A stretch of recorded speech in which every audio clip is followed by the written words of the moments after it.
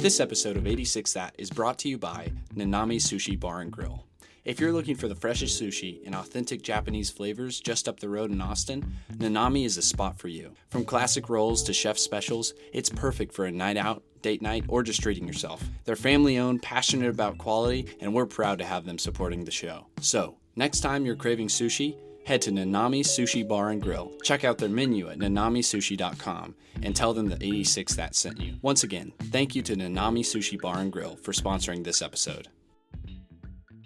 Andrew, you're in New York. I'm in New York.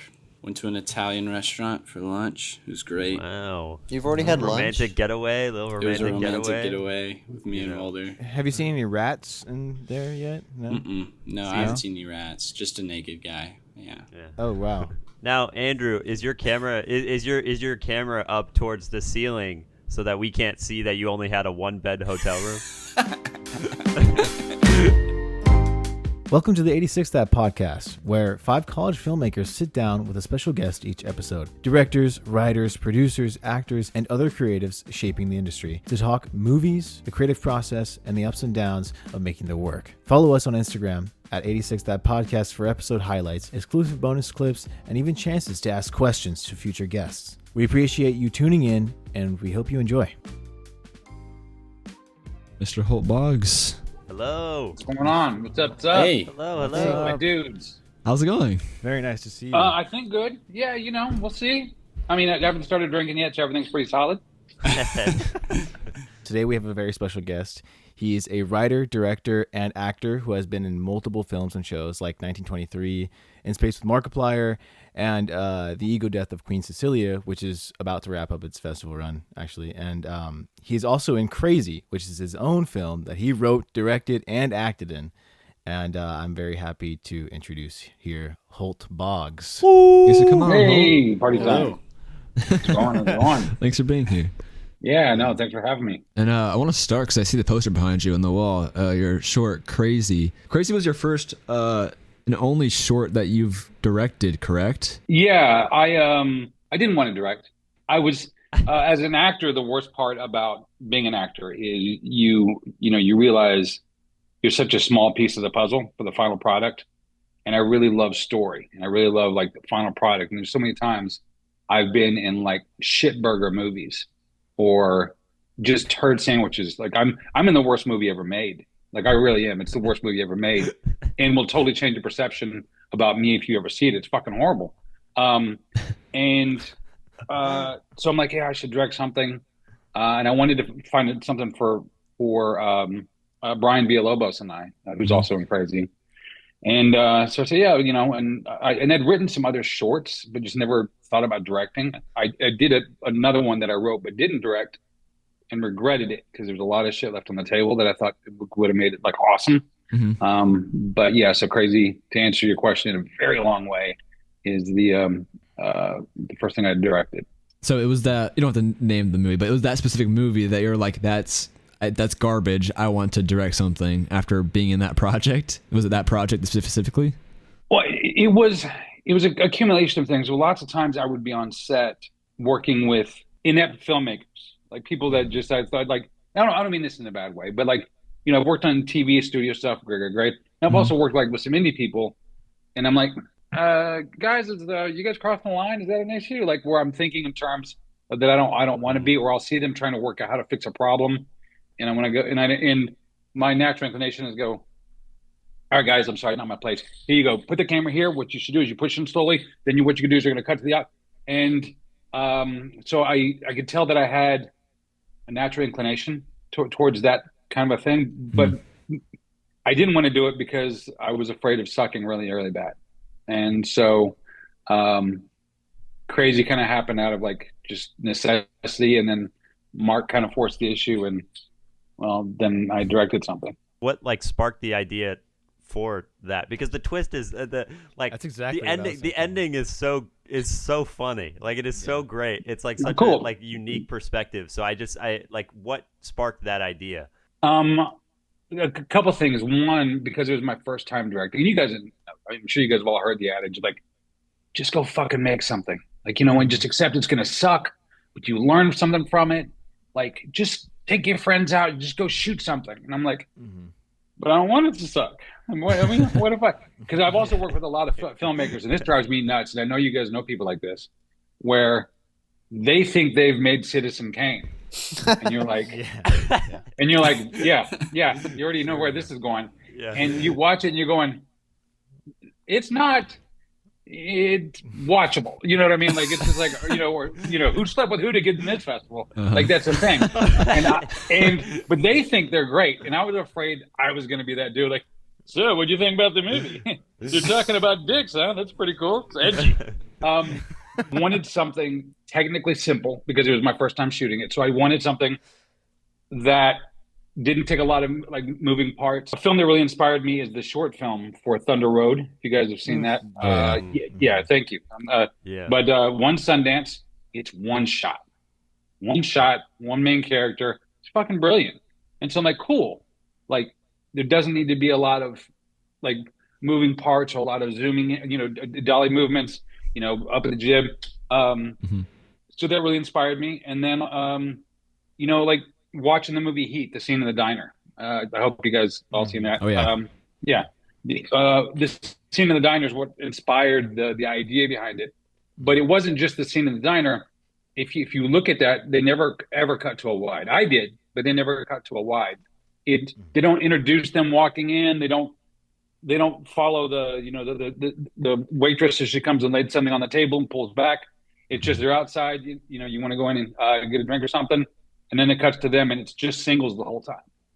And so I thought, okay, that's technically simple. But one thing I think that I'm good at as a writer is dialogue. One thing I like doing is taking like tropes that we're all very familiar with and just twisting it. You know what I mean? Like fucking it up with a little bit. And so the idea of like watching the diner scene in Heat, like muting it and just having them come up with like ridiculous conversation, but same kind of intensity, I just made me laugh. I got to have a button here. Like, what's the thing? I'm like, oh, they're fucking crazy. That's the title. Basically, I wanted to create something super simple that I couldn't fuck up, focus on my strengths, and and go from there. I think you did exactly that too. Yeah. Well, and that Thanks, man. simplicity is what really stuck out to me because I've been trying. My goal as a writer is to write something that simple, but is also that engaging and interesting. And Crazy does those things very well. Yeah, low budget, high concept. It's low budget, high concept, and it's simple and it's dialogue based, but it's engaging the whole time because it was so simple. How do you think you were able to manage keeping the interest, like the dramatic interest of the thing moving along without losing the audience? No, that's a great question. No one's ever asked me that question, and I love that question. One thing that is super important for me, I think good dialogue has a rhythm to it. And if you look at the rhythm of, let's say, Citizen Kane. Yeah. Yes. No, but if you look at the rhythm, let's say of the scene in Heat, allowing the beats to breathe. It's done. Boom. Like then what's done? Like I always want the audience to kind of like wonder what's going on. So that creates a cognitive attention there. Yeah, I think it's safe to say you'll no longer be bothered by Mr. Conan O'Brien. That was my favorite line. Yeah. Thank you. A lot of really good lines though, bro. Seriously. No, but and then it's not like a random character named Conan O'Brien. I'm not talking about the talk show, but then if you notice when he comes to me, yeah, I know who he was, and there's some quick back and forth and stop, and then let some beats breathe. So I think I watched the movie the other day, and I think dialogue is, and it was just a lot of this, a lot of this, and a lot of this, and a lot of this. And I think the audience will tune out to that pace after a while, or any pace. You know what I mean? If it's too slow. So I think it's important to find your moments where there's energy. I think that's actually really helpful for me because I'm writing a short that's basically just dialogue based. So thank you for that because that gives me a lot of things to think about. My question goes back to something a little bit that you mentioned with this cinematography. Because I'm working to be a cinematographer. That's my goal. And I'm kind of curious because you've worked as an actor and you seem to, based on what you said there, you seem to know about cinematography and you made a short, so you know about cinematography. So I'm curious what your relationship is mostly as an actor with a cinematographer. Obviously, you've made stuff now working more closely with the cinematographer, but I'm interested in what an actor relationship is with the cinematographer because I haven't heard much about that. Yeah, for me, and it's not something you know, first film I shot ever, Prodigy, Mark Rutledge, who's an amazing cinematographer. He and I were buddies long beforehand, but and that was for me. The Prodigy was a film school for me. It was 13 weeks. First movie I'd ever done. I was a lead in it. I didn't know what I was doing. I was trying to like fake it till I made it kind of a thing. But just me learning what my framing is with the cinematographer, and most of the time too, I think I care more than a lot of actors about, like, they don't know what the lens is, that and the other. It's just like there's certain technical aspects of acting to where like I need to make sure that I go and I'm in my light when I say this line, or that I'm cheating the camera a little bit, or so forth and so on. But oftentimes I will have just quick dialogue with the cinematographer from a distance, because he's got a lot of work to do, and I really should be just doing my job and not fucking with him. More than anything, I want to create a slight dialogue with the DP or the cinematographer to let them know that we can, because lots of times people go, hey, can you have him go do this? I'm like, or you could just tell me to do this. Like, you know what I mean? Like, but also too, like sometimes the director is like, hey, that's my job, kind of a situation. But I want all the creatives to know, like, I'm open, talk to me. Like, do I need to, but what's the, sometimes I want to know like the depth of field, like how much room I have to move. Mm-hmm. And so I think that's super important, because if I'm doing an animated character and you've got a shallow depth of field, and I'm like, hey, man, boom, and you're like, oh my God, I'm going great. It's just wanting to know the thing of a conversation with me, and hey, Holt, can you try to find that light? Because I want them to feel comfortable, because a lot of people don't feel comfortable with it. You know what I mean? And I want the cinematographer to be comfortable to go, hey man, what will really hit if you can go and, find that when you lean in, see that beam of light that's coming in. If you can find a way to make that work, but more than anything is just establishing a relationship. We're all just making puzzle pieces for the director and the editor, knowing that you can communicate if you need to adjust me, and it's frustrating for an actor. Like, hey, can you take one step forward? Okay, one step back, a little bit more forward, just split the difference. Can act natural. Oh, you have a very shallow depth of field, so like don't move much. All right, and action. You know what I mean? Like, yeah. But that's just part of the deal, though. Like, you have the talent or the skill that you learn with film acting, I think. So, being that you've recently acted in projects like Ego, Death of Queen Cecilia, and now you're day playing on Apple TV's show Brothers, I've met some actors who thrive and find that fulfillment working in that studio space on these bigger, more commercial projects, where they're maybe like number 8 or 9 on the call sheet. And then I've met some actors who love and find that fulfillment working more on these low budget indie sets. And seeing that you have 84 IMDb acting credits and have explored these different environments, what kind of project or scope of project do you find is most fulfilling to you as an actor? That is a loaded question. Well, the thing is, the TV work is cool because it's bright and shiny, and and everybody can see it. You know what I mean? It's coming out in 1923. It's coming out on such and such. Mm-hmm. That's all great fun and Eddie. I truly love you. So, but at the same time, I'm further down on the call sheet, so it's a nice paycheck. The residuals are great. But fulfillment-wise, definitely indie stuff for the most part. Mm-hmm. Like I said, I've been in some shitburger movies, and what I care most about is the final product more than anything. I do miss when I was younger and I was naive and money didn't matter and I didn't have all these fucking kids and like I could just, but then, also too, like my manager and stuff now is like, oh, is this a good move for us? I'm like, I just want to fucking do it. Like I love the script, love the idea. Let's just fucking do it. Mm-hmm. And, I've gotten to play much more interesting work and characters in indie stuff, and then there's Queen Cecilia. Like, I hate that I met you there, John, on set because I fucking hated the shoot. I thought the guys were total dicks. I thought that the movie was going to suck. Like, and then you're like, oh, my name's John. I'm like, hey, what's going on, John? Why don't you go? How about that? But like, I love my work on the film, and you know what I mean? And the fact that I've cut out like stuff from on my reel is that it's not Sons of Anarchy stuff where, mm-hmm. Also too, but in TV, I play a lot of cops and soldiers. Like I saw that attorney stuff, but it's all very, I don't mean this in a bad way, but I play a puzzle piece, a very, and I fall into an archetype of the doctor, the soldier. Yeah. So it's it's not super interesting. It's how's it going, guys? I'm the doctor here. Are you the parents? You know what I mean? Like, oh my God, I saw you on such and such show. I'm like, thanks. Yeah. Yeah. I paid well. You know what I mean? So Those are nice, that but makes you strive to do more indie character, Like character deep work. thought character work in indie projects. yeah, or get to the point where I'm working, or working those bigger yeah, with projects. like, hey, PTA, With- call me. You know what I mean? Like, let's go, Fincher. Like, what's going on? Like, working in a space where creative stories are told. You know what I mean? Like, Mhm. if you guys seen One Battle, and if you everybody seen One Battle after another, Oh yeah. okay, good, because Yeah. I'd lose my mind. But yeah, like that's indie for me. You know what I mean? That's I don't care what the budget was. It's Yeah. it was well done, interesting quality work. You know what I mean? Mhm. Mhm.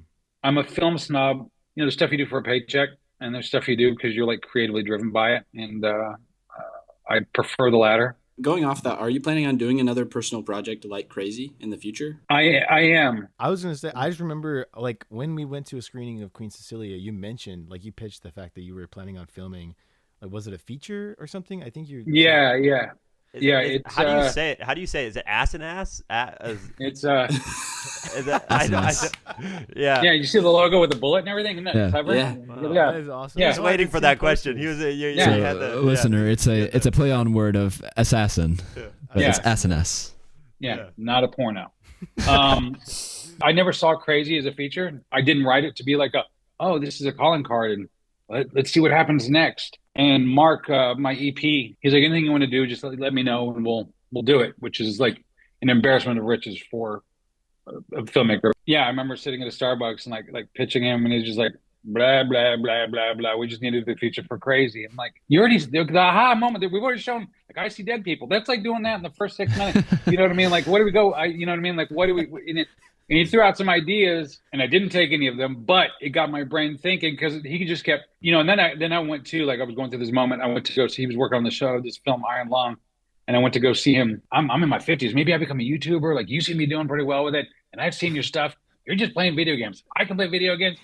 And then he's like, he goes, no, fuck that. You're a filmmaker. Let's make the movies. And so I started pitching these other ideas. And he's like, he just kept pushing for the feature. So real quick, sorry, sidebar for the listener. Holt is referencing Mark as the YouTuber Markiplier. Just so, okay, you continue. Just Sorry. so everyone- Yeah, yeah. Markiplier. Sorry. I didn't know what a Markiplier was when I first met him. I worked with him. My kids thought I was an idiot. Yeah. Yeah. No, I Googled it. I assumed it What was is a dude, Yeah. right? I Googled it because I had a job with him. But anyway, and I was like, what the fuck is this? My kids thought I was stupid. But yeah, he just kept pushing for it. And then so I was like, okay, which is really daunting. The script, I've written several features, but this is by far the hardest one that I'm writing. And Where are you at with it? Have you? I've gotten a couple drafts. With the tone of it for me is very locking that in. I've seen shorts that I thought were brilliant. They were turned into features that I thought were average to sucky. Mhm. And what's super important to me is that I keep audiences engaged and always wondering and trying to figure out what's going on. They break out of the hospital, and Monty, Brian's character, has been framed, or he thinks he's been framed for a murder that he didn't commit. He thinks he's been set up by the CIA. He thinks he's been Jason Bourne because he also has amnesia. So just a little bit part of it, but it's still entertaining enough. Like, it's fun. Like, is this Jason? Is this the Bourne Identity meets Dumb and Dumber, or are they? You know what I mean? It's just it's trying to lock that in. When I met you the first time, you were like, I had never met you in person, and then you were like this amazing guy, and then you also had an astounding performance in Queen Cecilia. Oh, thanks, man. And I had seen your short by then. I had seen Crazy. I think literally unrelated to Queen Cecilia. I think I had seen it, and then I was like, Markiplier's in this. What the heck? And and then you talked about him a little bit, and then I realized you were also in his like, choose your own adventure content, and I was just like mind blown. I'll let you tell a story, but how did you meet Mark? Yeah, it's super funny. I got this audition notice from Vicky Boone, who's a casting director here locally, and it was a hush hush YouTube project. We couldn't get the title or anything, and I went in and auditioned. It was like a 1-day role, which ended up changing my life, but a 1-day role. Like, okay, great, you booked it, and I had to fill out all this NDA paperwork. It was super hush hush, yada yada. He was a heist with Markiplier. Once I book something, I get super lazy with paperwork. Fucking hate paperwork. Like I wish I was successful enough to afford an assistant, but I'm not. Just like, fill that out for me, please. So I end up doing it like the day before I'm shooting because they're like, hey, and then I got the title, A Heist with Markiplier. Heist with Markiplier. Fuck's a Markiplier. So then I Google Markiplier. I don't even know what the fuck this is. And then also I'm old, so like YouTubers, get a real job, get off my lawn, like you know what I mean, like you know what I mean. You should get a trade, learn plumbing. But the so I Googled Markiplier, and I remember where I was looking at the computer, and my middle daughter was to my right, and I remember I was like, they watch you. And I go, hey, have you ever heard of Markiplier? And it was the stupidest question I've asked her to date. Like it was like, hey, have you ever heard of Elvis? You know what I mean? It was just like, it was like, is there a Michael Jackson that does music? Like it was the dumbest thing. Anyway, so and like she just like stopped and she said, why? And I said, I'm fixing to go to work with him in a few hours. And she just stopped doing dishes and she's like, the fuck did you just say? And I'm like, don't say fuck. That's not appropriate. And to this date, I mean, I've worked with a lot of like, that's my biggest flex with my girls. But so I met him on a heist with Markiplier, just shot for one day. Greatest guy in the world. Then I'm also in space with him too as well. Sidebar, In Heist Markiplier has over 90 million views combined, and then In Space and Markiplier, the sequel, has over 30 million, just so people get the scale of this thing. What has been your experience working with him, especially in this executive producing process, like as far as getting to this feature? I mean, I'm curious about how he was on set for like Crazy, like how that worked, Is it more of a partnership, or is he like a consulting? Is it like what's the collaboration process like? Yeah. If there is any. Yeah, he's the greatest guy in the world. And I say that for a few reasons. But one of the things too was the fact that, I wasn't even pitching him to do Crazy with me. We were at the wrap party for Heist. He asked me kind of what I was up to, and I said, I just found out I booked an HEB commercial. Yeah.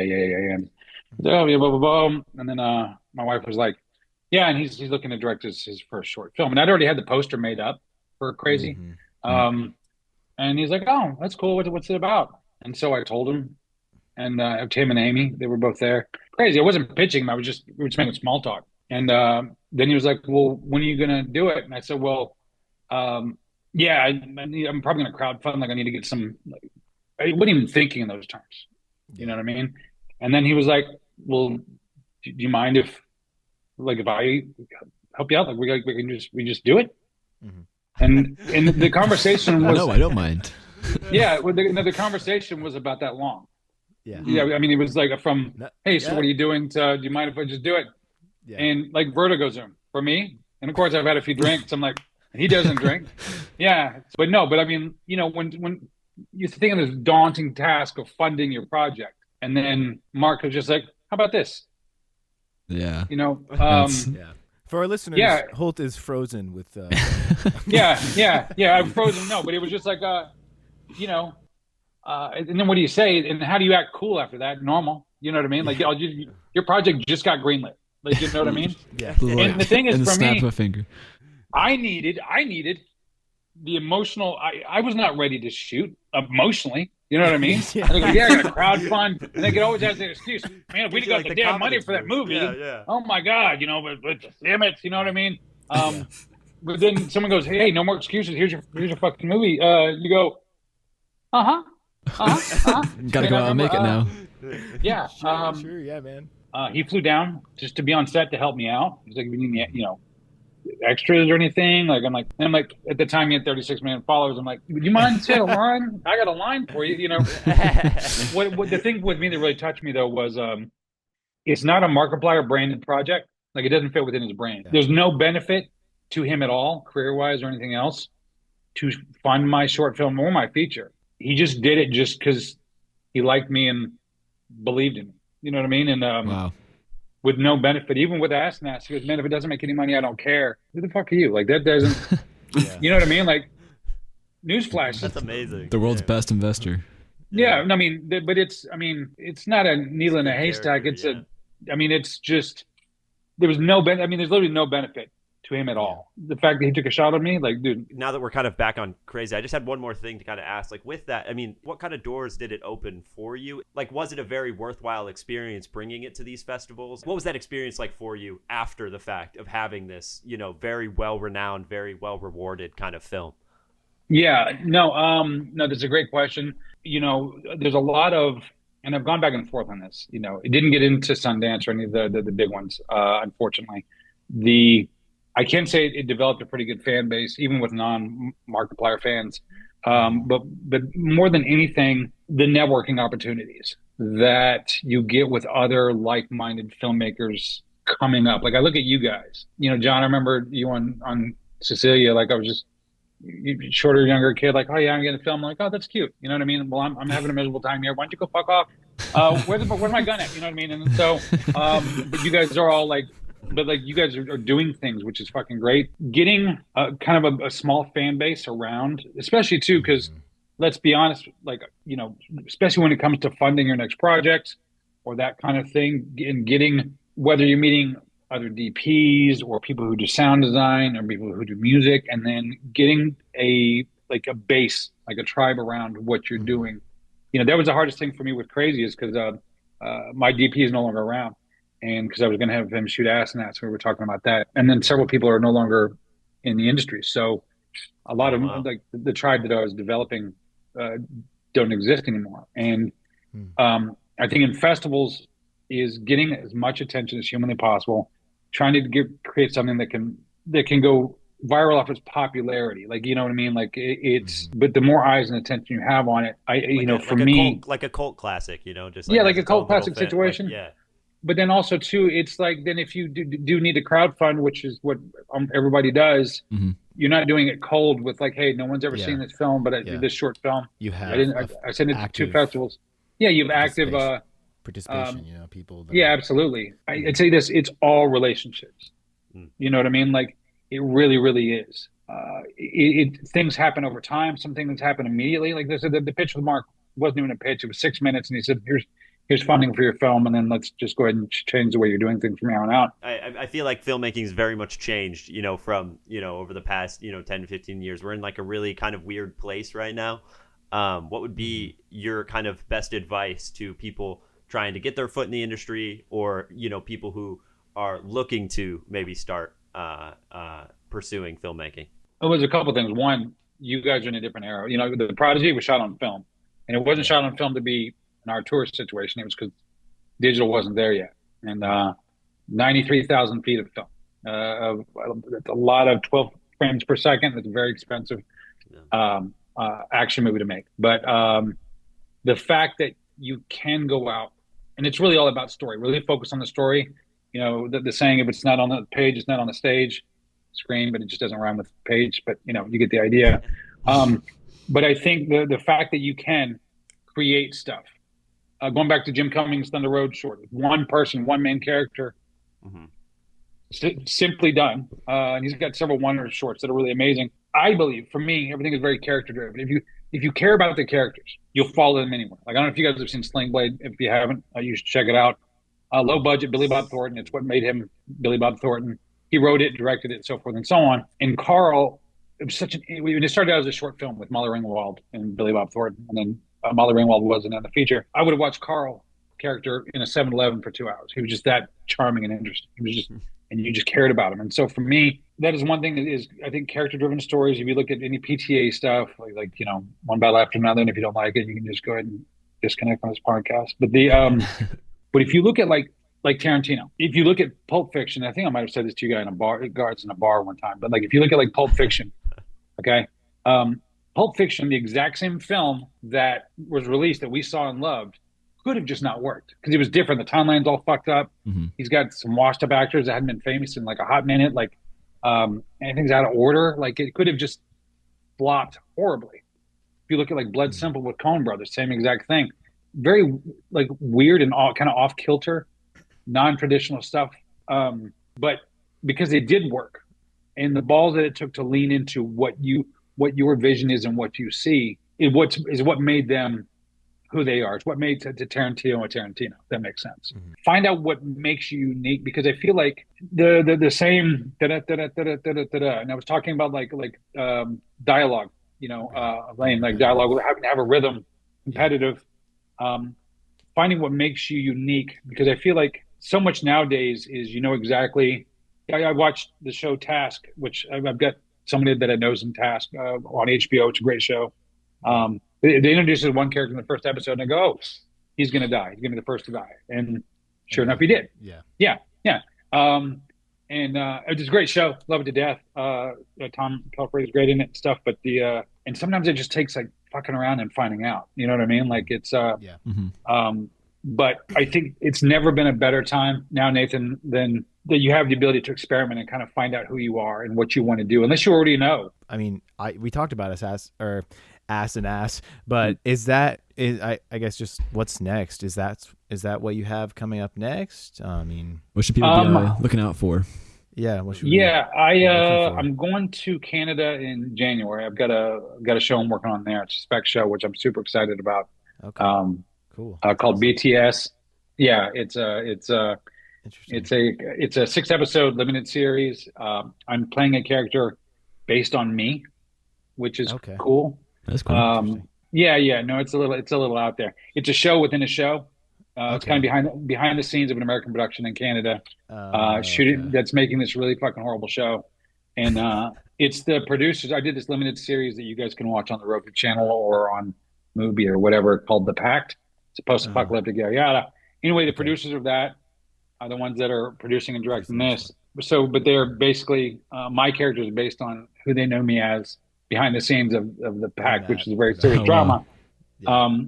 My character's name is Holt Boggs. So, That's great. Yeah, but it's a fun thing. But then there's a production and funding falls out and the show, and then I got to figure out new ways. And then my buddy Louis Mandalore, who's like in the Big Fat Greek Wedding franchise and stuff, and there's been a bunch of other stuff. He's in it too as well. And yeah, it's a lot of fun. So that's what I'm excited about. I'm going up there in January. Queen Cecilia, The Ego Death of Queen Cecilia. Hopefully that gets released soon on the public. Super proud of that little film.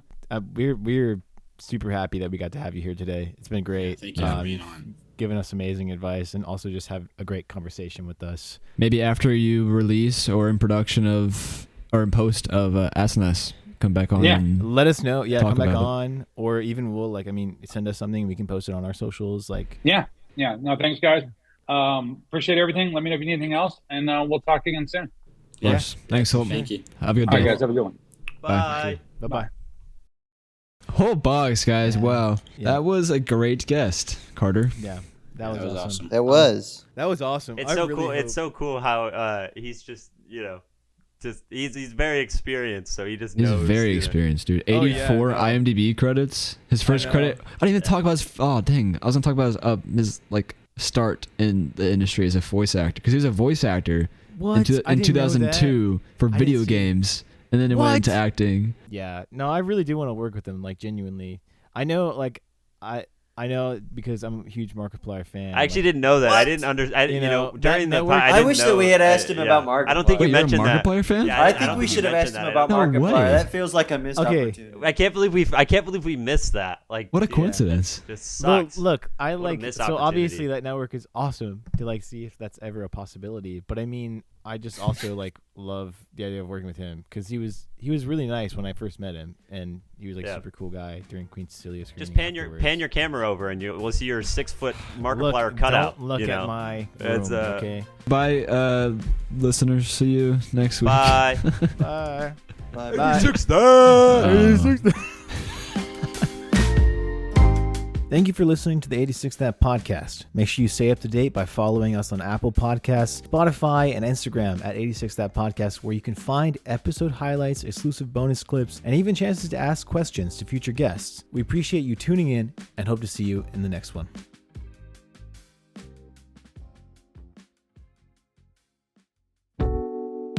This episode of 86 That is brought to you by Nanami Sushi Bar and Grill. If you're looking for the freshest sushi and authentic Japanese flavors just up the road in Austin, Nanami is a spot for you. From classic rolls to chef specials, it's perfect for a night out, a date night, or just treating yourself. They're family owned, passionate about quality, and we're proud to have them supporting the show. The next time you're craving sushi, head to Nanami Sushi Bar and Grill. You can check out their menu at nanamisushi.com and tell them 86 That sent you. Once again, thank you to Nanami Sushi Bar and Grill for sponsoring this episode.